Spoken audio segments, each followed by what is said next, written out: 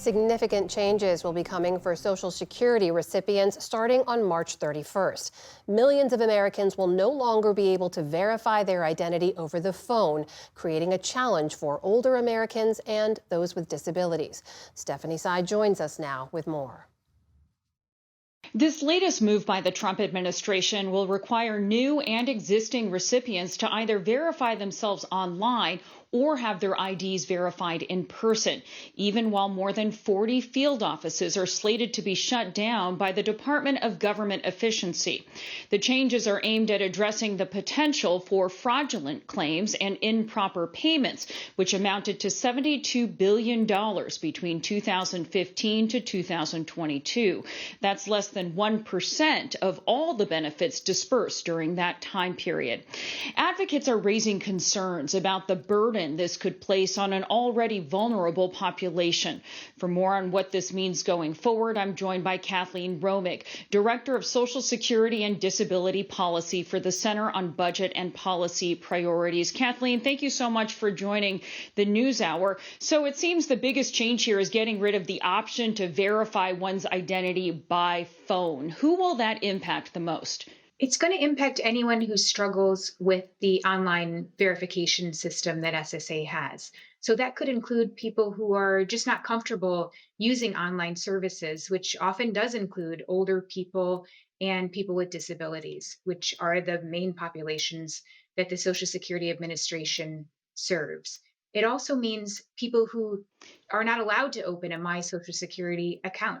So, for example, children, their families will have to visit a Social Security office in person to authenticate their identities and to do business with the agency.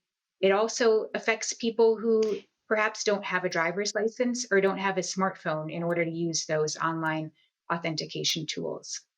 And of course, it's not just the elderly. There are 72.5 million Americans who receive these benefits, including children. I am curious how one does verify an ID by phone. The implication from the administration here is that that isn't a very secure way of verifying identification. Does this fix that?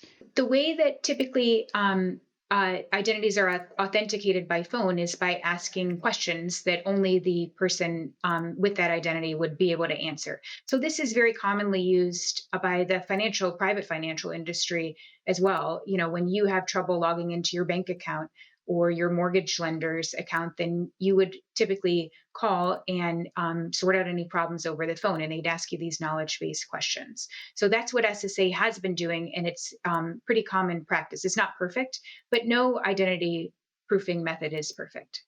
So at the same time as these new requirements are set to go into effect, you have reports of DOJ closing field offices, particularly in the South. They're also letting go of thousands of employees. The agency says these offices weren't used much since online virtual meetings became more popular and should be consolidated to save costs. What do you say to that? I think that anytime a field office closes to the public, it's going to have an impact on the people who live in that area. There's research that even shows that people are less likely to get the Social Security disability benefits that they have earned and that they are eligible for if a field office in their area closes. We should say that we did reach out to Trump administration officials to be interviewed on the topic, and they did pass on that today. But they have also announced other changes in these reforms, including announcing plans to expedite processing, for example, of direct deposit changes to 1 business day. It was 30 days. Isn't that a win for Social Security recipients?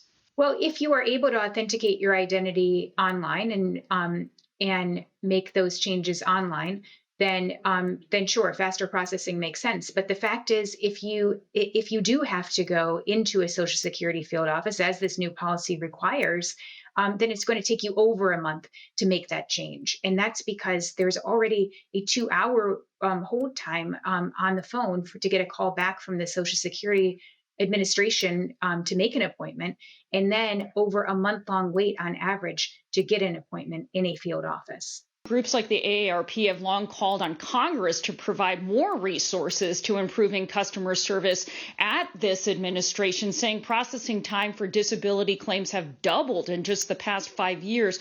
Aren't changes due? And if so, what changes do you think should be prioritized? Well, the reason that it's taking the Social Security Administration longer to process disability claims and too long to answer the phone and to make appointments with people is because there are already not enough staff members working at SSA. And that's because of years of underfunding. And so the Trump administration is actually moving to double down on those staff cuts. They're planning for another 7,000 staff cuts at the Social Security Administration this year. So what that's going to mean is fewer people answering the phones, fewer people taking appointments, fewer people processing claims. And that's going to mean longer delays in each one of those areas. And it's going to make it harder for applicants and beneficiaries to access their benefits. And it's not just beneficiaries either, but it's going to affect people who are trying to access their Social Security statement, people who need a replacement Social Security card because they're seeking a job or just got married. These services affect everyone. Kathleen Romig with the Center on Budget and Policy Priorities. Thank you, Kathleen. Thank you.